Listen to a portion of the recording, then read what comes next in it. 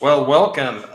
Steve and I are back. It's been a little while. Yeah, I'm down here in my smoking jacket 'cause it's a little bit chilly down at in the dungeons of Barenberg Castle. I wish it was here. Yes, so I got my smoking jacket. I got my pipe. And one of the things you might have noticed on the intro is we've added a little bit to our to our title. It's now gentlemanly discussions about the art of wargaming RPGs and whatnot. And whatnot. So we're gonna have a couple more a couple more segments built in, and we're gonna have definitely talk about stuff outside of Wiley Games, our sponsor. But thought me and Steve would come back to this. It's been a while, and we talk about what we've been doing in our time off, and that has a lot to do with we've been kicking it with RPGs, yo. Yo. Yeah. Uh, I don't know if anybody else does. And I think, you and I have talked about it. What led down this path was just getting stuff ready for conventions. And those are always great. And uh, just getting to the point of just a little bit of a burnout on painting minis Yes, and needing a break. And a palate cleanser, as it were.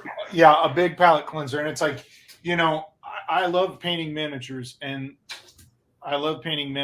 and this is just you get to a point to where it's like, okay, I need a break, and this is a good palette cleanser.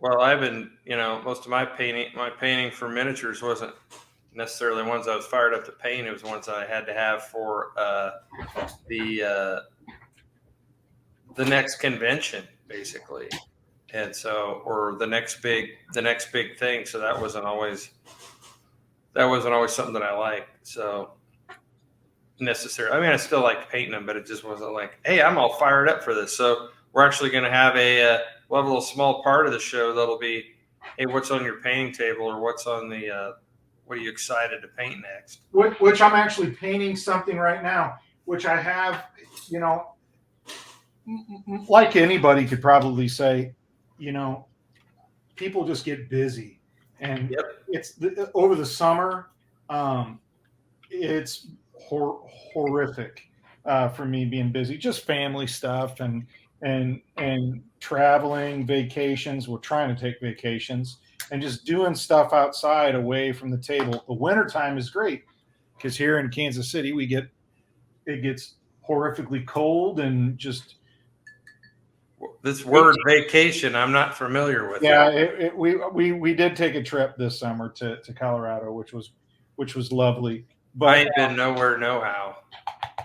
take a staycation.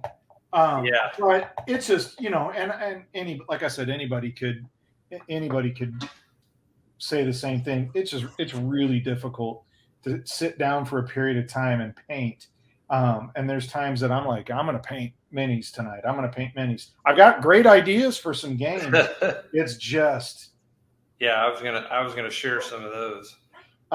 it's so where we've ended up and where we've been is the wonderful world of RPG, Yes. because it's much easier to pick up a book, whether you buy it in a store or whether you order it online or whether you go to Drive Through RPG and get a PDF and read it real fast and say, okay, guys, we're going to put together a game. Come over and let's play. And boom, boom, boom. Nope.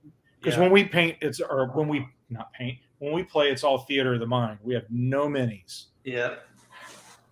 Yeah, we're old school like that. So, and my whole love of wargaming came from originally playing D&D, which in itself was started out as a war game, but then became a role playing game. But we've been excited because we've been playing a lot of fantasy stuff, but we haven't been playing like actual Dungeons and Dragons. We'd started over COVID playing Labyrinth Lord, which is just a retro clone of old school D&D, and it was a lot of fun. But it's a they didn't clean up anything from the old edition, so Right. we started getting into playing. So we've been playing a lot of Dungeon Crawl Classics, And the reason I love that is just because, I mean, you read the back cover, and you're no hero, you're an adventurer, a reaver, a cut purse, a heathen slayer, a tight-lipped warlock guarding long-dead secrets. You see gold and glory winning with sword and the spell, caked in blood and filth of the weak, the dark, the demons, and the vanquished. There are treasures to be won deep underneath, and you shall have them. And it calls itself they call themselves the, if your dad's D&D, then this is the crazy uncle who listens to metal. And you get to play with crazy dice. So, I mean, how cool is it to play with like a 24-sided die or a 7-sided die? Yeah, and I mean, like, I'm looking at like people can look at the thickness of Dungeon Crawl Classic and go, holy shit, I'm not reading all that. It's not. It's like if you get the paperback version of it, it's half the size. Well, it's all 90% of that book is spells. Yeah, it's spells. So if you're not a wizard, yeah, and that's what makes Dungeon Crawl Classics unique is the fact that you are rolling. I mean, on top of it just being a throwback to the good old days, the OSR, the old school Renaissance, or old school revival, however you want to take it. With it being a little bit more dark, a little more deadly, really having to think and rely on yourself and not looking at what skills you have. Spellcasters have to roll to hit, and if they make it, they can keep casting that spell. But as soon as they blow it, then they don't get to cast it anymore. And if you roll a 1, then it's really, really bad. And so each spell has its own page of just what can happen, which sounds like, oh god, that's a lot of stuff. But I mean, really, you're only worrying about a couple of spells, and if you're smart, you just then they've got an app for it, so you don't even have the book. Yeah, you just type in look up what you need. The one thing that is one of my favorite parts of that of Dungeon Crawl Classic is the crit chart. Yes, it's quite a bit different. Yeah, if you roll, natural 20, it's a critical, or in some cases, depending on what you are, your 18, 19, and 20 become critical. Just depends on where. Yeah, fighters can hit critical. It's not just double damage, but they actually have charts that you refer to for the level of character you are, the type of character that you are, and there's some really cool stuff that you can do. It's got lots of charts, but it's still pretty rules light. Jay, you had said this that when we started playing RPG games during COVID, when everybody was in lockdown, and our friend Ken ran an ongoing game that we had played for like a year and a half, almost 2 years, and he did outstanding. And that game's still going on.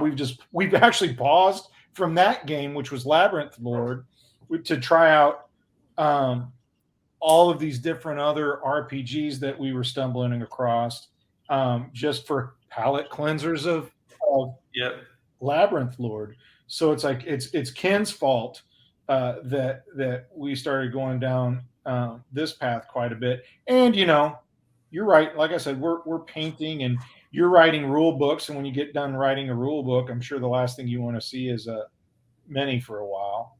Yeah, because I'm usually painting for pictures to put in the rule book. So yeah, so we've had Dungeon Crawl Classics has been great for us. It's got other aspects of it that are really cool. It's got a lot of charts, a lot of stuff, but it's actually pretty rules light. So we were messing with that. Then we played. Steve started running Morkborg, which has been totally different, and that one, it sells itself as a doom metal of a game, a spiked flail to the face, rules light, heavy on everything else, and it It's shows rules that light. you can have a rules light game and still have a lot of depth in it, but a lot of it's just the background in it. Yeah, and I like, and some people don't. I like the fact that if you get Morkborg or Merc, what is it, Merc Bore, Bore. Merc Bore, the sample game that it comes with, you look at it and it says the description is like room smells musty, water on the floor, blue butterflies with purple fluorescent spots float in room, door here, door there. That, and then the rest is on the DM. I like that. Yep, I do too. I know a lot of people want it like completely written. I want to read a block of text. No, I don't either. I don't either. That you get people that they'll have. We'll get into our 5e later, but that was one of the things that turned me off was just that whole. I got to read you a paragraph of stuff, and I'd rather be on me to come up with, Yeah, and I'm not anti 5e. I've got a ton of shit behind me. I like D&D, but I think there's a lot of stuff that I'm finding out about and it's popping up that I'm liking a whole lot better. And for the most part, I think the reason that I'm liking it so much better is you die. Yeah. We've gotten lucky so far in yours. I mean, like really. Yeah. And the Merc Bore game that I'm running, it was set up for everybody to basically be a TPK, total party kill from the first game, and somehow you guys figured out how to do it without really taking any injuries. And it's in a world that's ending, right? So, yes, yeah, the world is ending. It's just a big pile of shit. Yeah. And and so you get a character, and I kind of like the idea as a DM that if somebody's character dies, you can immediately roll up a new character in not joking a matter of minutes. And then as the DM, it's always fun to try to figure out how to weasel that character back in, a new character back into the game. Yeah. That's what we love about Dungeon Crawl Classic is you start out as, it's like when we first started. 0 level. Yeah, you were the DM for that. And it's like, okay, boys, roll up 4 characters at level 0. I'm like, oh, what? I'm not going to run 4 characters. Well, you find out real fast that these guys are just pogues with just what they found in the field. And well, if you're a baker, you have a rolling pin. If you're a farmer, you might luck out and have a pitchfork or a hoe. Lucky is the guy who rolls up a soldier randomly and might actually have a spear or something. But I guess that's the difference is from the old school perspective, you don't start out as a hero. You're just a nobody who kind of works their way up and becomes a hero. And you're building your background as you go. Yes. Written background. Yeah. And that's the Whereas thing. Some of the newer games like 5e, you're a superhero from the start. You're already some badass and ready to go from the moment that you start going. You're already killing owlbears and orcs left and right. And some of these other games like Morkborg and Dungeon Crawl Classics, you learn really quick. Sometimes it's good to run away and come back later with a better plan. Yeah, and it's like I like the idea of I don't mind when my character dies. I kind of look forward to a little bit. And I know people get all pissy and it's like, well, I've had this character for so many levels. Who cares? Get a tattoo of it and be done with it.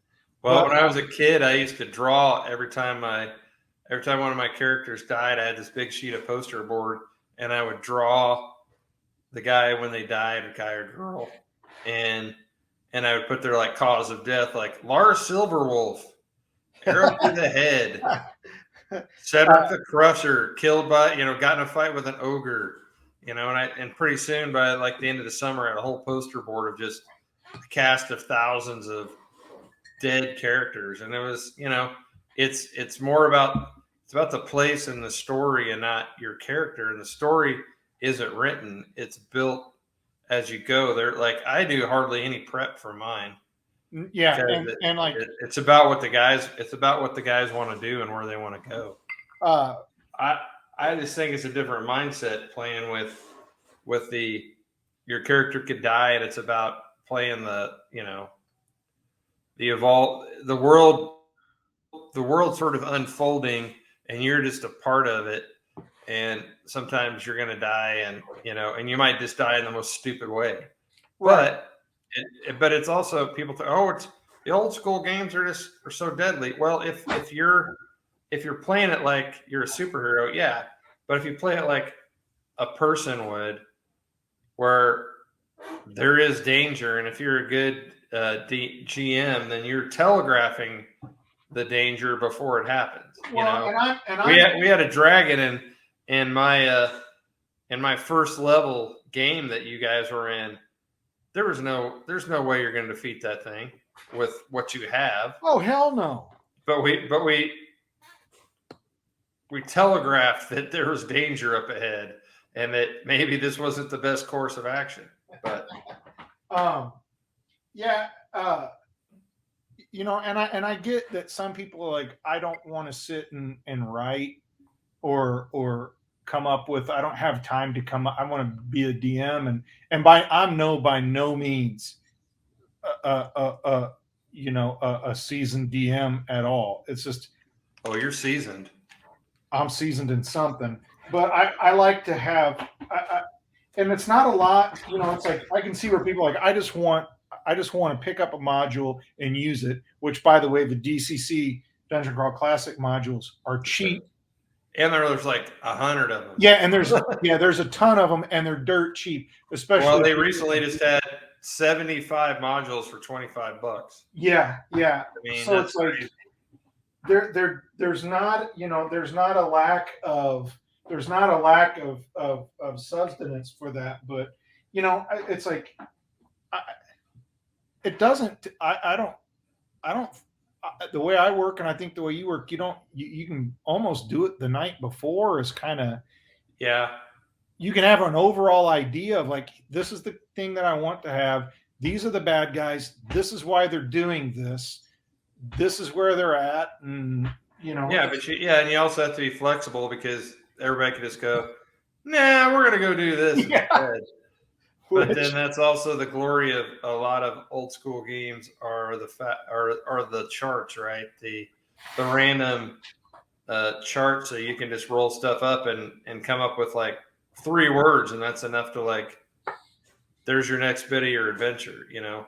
Ruined tower, kidnapping, noble. You just roll it up. Okay, there we go. Some noble got kidnapped and he's being held in the keep.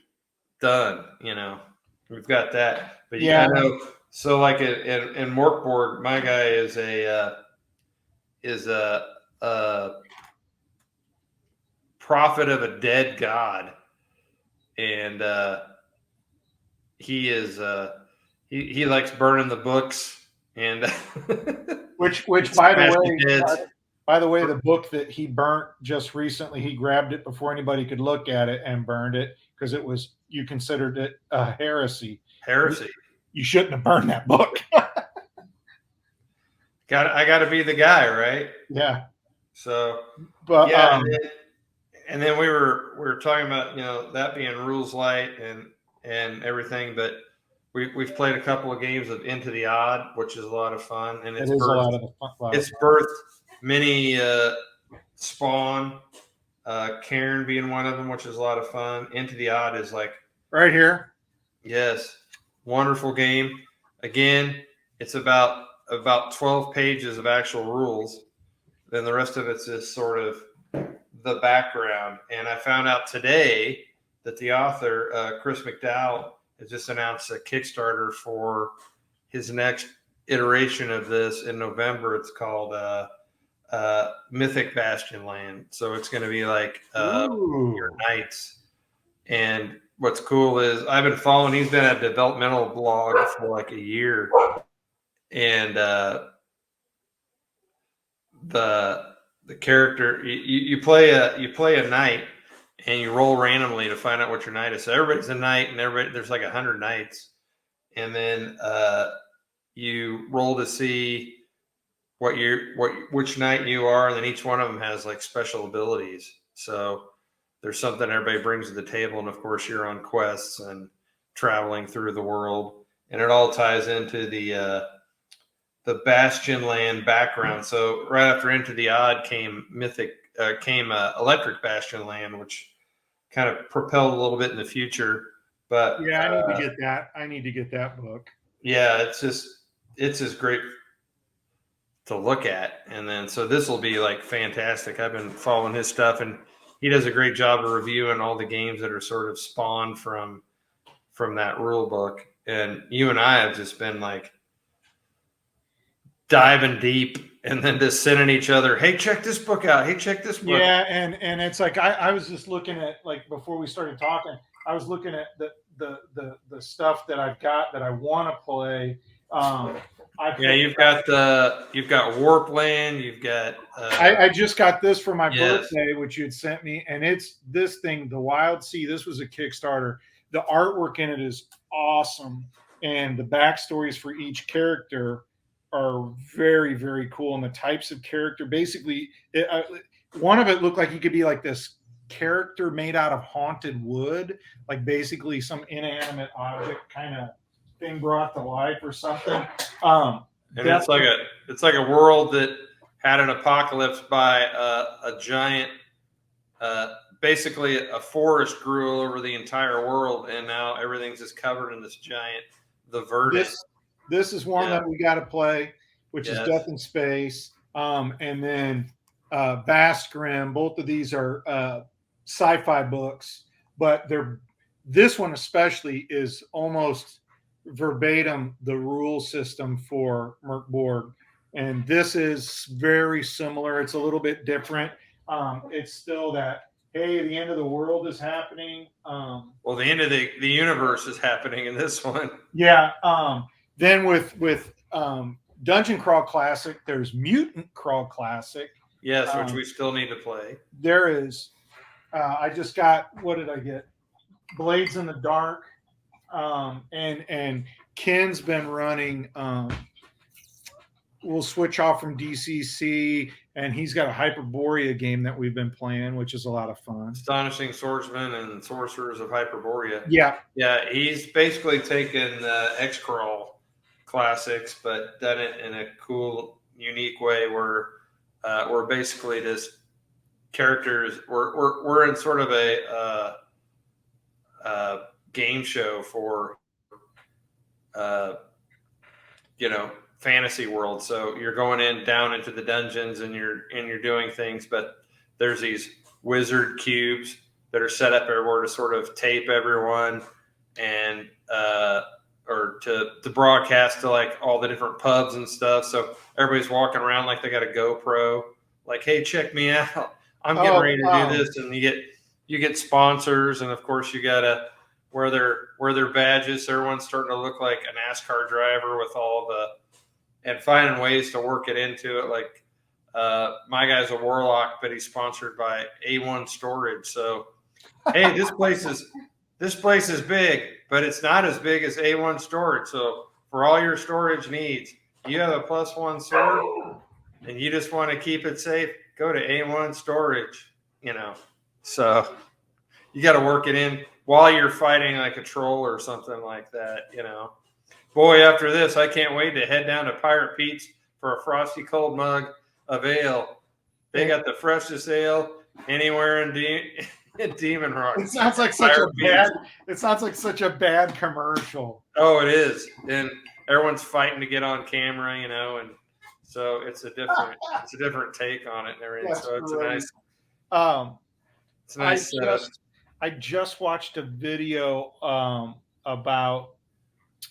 Was it on Questing Beast or somebody like that had a video for it might have been for 5e, I think, or you could probably put it to anything. It was instead of a dungeon crawl, it's a pub crawl. Yes, That's called it's Barkeep on the Borderlands. Yeah, Take on the old Keep on the Borderlands. yeah. That's what. Yeah, I was gonna pick it up because it's similar to the End of the World Simon Pegg movie where you got to go to all the different pubs. There's a whole mechanic for drinking. Oh, really? And, yeah, so in order to get people to talk to you, they're not going to talk to the square who's not drinking, right? So you got to be in the zone. So there's a whole system for being liquored up but not liquored up that you're not functional, and also not being too sober through the whole thing. And each pub has like a different bit of information to solve. There's a bigger story that's happening in the background, and you're trying to jump in and figure it out. So it's kind of a cool thing. You can just drop into any campaign that you've got. But I was definitely going to pick that one up. But yeah, that looked like a lot of fun. Yeah, we've got. So Thursday, we're going to play Shadow Dark, which was a Kickstarter that I'd been following for a while. Totally blew up. Everyone's playing it now. There's already people doing Kickstarters of their material that they're doing for Shadow Dark under the open license and everything. "Quote unquote" expansions. Yes. So, but it's a great system because it's got elements of Dungeon Crawl Classics. It's got elements of old school stuff. It's got elements of 5e stuff. So the way I describe it is there's nothing new in it, but it's presented in such a way that it's really unique and like just kind of took the best of everything. And the author Kelsey Dion, she's a old school, played in Lake Geneva with all the old guys that started D&D and stuff. So her street cred is real, and just seems like a nice person. But anyway, we're going to be playing that, and the nice thing is you can kind of pull in from anywhere. I'm actually going to be using another Kickstarter run it in. So we're going to do Ragged Hollow, which was a Kickstarter that was done Cool Essentials. All the stuff that they put out is great. I've got 3 of their zines and they're all just fantastic. Yeah, they've got some good stuff. The zines are just basically little magazines that basically are just stuffed with all kinds of information for role-playing games, like charts and ideas and mini dungeons and new characters and stuff that's for the most part all game agnostic, so you can just drop it in whenever you want. So but this Ragged Hollow is written for Old School Essentials, but the basics of it's so easily to convert to Shadow Dark. So we'll keep everybody updated on how that goes. But so that's what we've been deep into all summer, and when we're not doing role playing stuff. So one of the new features we're going to have, Steve, is the Star Wars moment. So we're going to take a moment out of each show and talk about one of our great loves, Star Wars, which both got us started on our artistic career. So, of course, the only thing to talk about Star Wars right now is Ahsoka. Yeah, and which I haven't seen the new one. I've enjoyed Ahsoka because, if nothing else, just because seeing all the dopey outfits that the Rebels had. I mean, they just went and dug out all the old 1977 outfits. White shoes, blue jumpsuits, toilet bowl heads. I mean, everything is so clean and pristine, though. It's not as dirty as Star Wars. One of the things that I think separated it was the fact that everything looked lived in. It was that used future kind of feel that I hated about the prequels. That's what I hated about Clone Wars and stuff, or not Clone Wars, but the 3 prequels was everything just looked like too shiny. Yeah. Yeah, and that's why I love. That's why I love the original movies, and even Mandalorian's got some of that. It's just everything looks like a piece of crap, Well, and this looks like it's, you know, it's been used, it's been lived in, it's been, it looks like, you know, you got stains on your clothes and stuff like that. So I've like, and I was not a big at the beginning. I was not a big Rebels fan. yeah, The nor am I. the animation was just bleh. And it seemed like a kid show. And then if you stuck with it, it gets deeper and deeper, and it actually is just like, well, this is way above what kids are going to be able to get, and you kind of get used to it after a while. But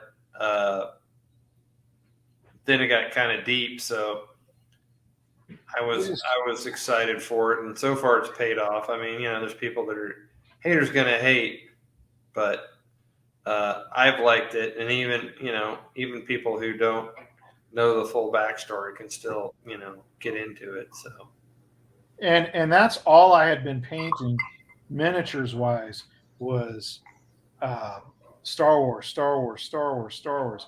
I keep saying I'm on a break from Star Wars, and yesterday actually, well, not yesterday, over this past weekend, I was going through all my miniatures, putting stuff into. I have to now like group things in five. I'm gonna paint this five, like why is that, Steve? that's full of lead. Mm-hmm. And say, okay, I'm going to paint these five, then I'll switch to this five, then I'll switch to this five, and I'll paint, and I'm like, and I'll start looking at all the Star Wars shit I've got to paint, and I get all excited about it again. So, and start thinking of scenarios for games, but like right now, let me switch my camera. What I have on my What's on the table? what's on the table? So right now is uh, Snout Spout Oh yes, from Masters of the Universe. Here, let me yes. Snout Spout. And then I'm painting him. And then I also just finished, he's done. But let me see here. Try to Focus. Yeah, it's not wanting to focus on me. It's John McClane Oh yes. from Die Hard. So, Boy, that is not wanting to focus at all. so this would be, of course, for our last action hero game. We're going to be running it Wiley War Games weekend, Which is when? October 14th. Yo, I gotta get my ass moving. Well, I gotta make the sets for it. So got this will be a big game that's just chock full of 80s and later action heroes. I've got where the hell did I set the box at? How many versions of Kurt Russell do you have? I have 3. One version being Snake Plissken. I thought he was dead. I thought you did. The other version I have is from The Thing, and I have Big Trouble in Little China. I have Jack Burton. RoboCop. Dead or alive. You're coming with me. I've got some newer movie stuff, like Beatrix Kiddo from Kill Bill. And then I've got, I have every genre. I've got, and I put everybody in their little element. There is Jack Torrance from The Shining, so he'll be making an appearance. But basically, it's going to be a battle royal. So I've got Well, that. not just that. I'm designing 9 unique sets that the battle will take place on, and they can go from the Arctic of The Thing, which is what. Here's another. I just dry brushed this, so I just started this, but this is for the Thing game. So here's one of the creatures. Mm-hmm. So we'll have one of the 9 boards will be the Arctic. Then of course we'll have the jungle, so we can have Arnold and the gang in there. We'll have like a futuristic set. We'll have streets and a desert and an open ocean one. So, if there's I don't know, a large shark that might show up Maybe, or something. maybe. So, But yeah, it's Last Action Hero. So it's basically a battle royal, and I've got to make some. I've got a lot to do. I want to make some places that you can get to where you can get basically like little points or tokens, and some of those might be they might say be kind, please rewind, and it would be a re-roll. So yes. Or we could plant little Oscars around that they have to pick yeah. since it is a movie themed one. You win a Wiley. Yes. So we've got that coming up. I'm painting up a bunch of Vikings and Viking terrain and stuff for a game we'll be running for a local historical con that's coming up. And then so I'm excited because I am going some of the stuff that I've been working on. Let's see if this share screen thing works. So one of the things we've been messing with is 15 millimeter Grim Dark. So this was a game that we ran, and to me it's the way it gives you that whole epic feel in 15 millimeter, and it just, you can play these gigantic battles with that feel truly epic on the table. So luckily there's been a lot of companies out there who have been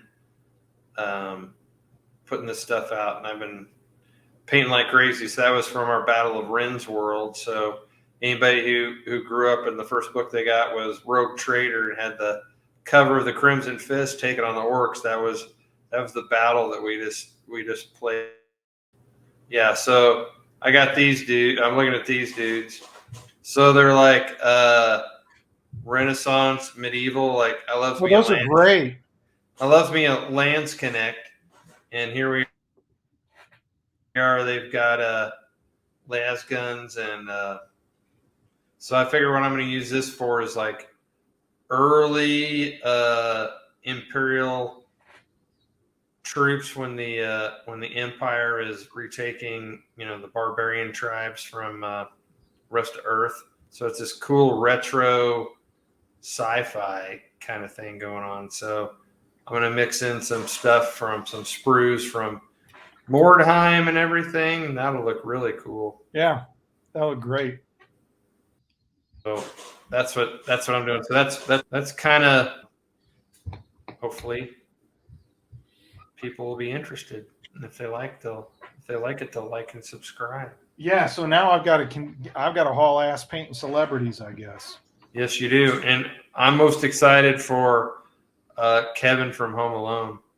Yes, because we're just gonna make it. No one's gonna pick him, and I think he's gonna be like, we should just give him the most total badass. I'm gonna make him. I want to make him brutal, and that's the thing. I'm statting all these guys up, and I'll show these cards once I get closer to getting to having a little unveiling. I'm making everyone like they've got like 3 or 4 skills, and so it all it's like why? It's like because I want to. Yeah, and, so they'll be heroes. Yeah, they're all heroes, and some will die fast, and some will be the last action hero. The last action hero. All right. Well, I think that's what we got for tonight, and we'll be seeing you real soon. Ciao. Ciao.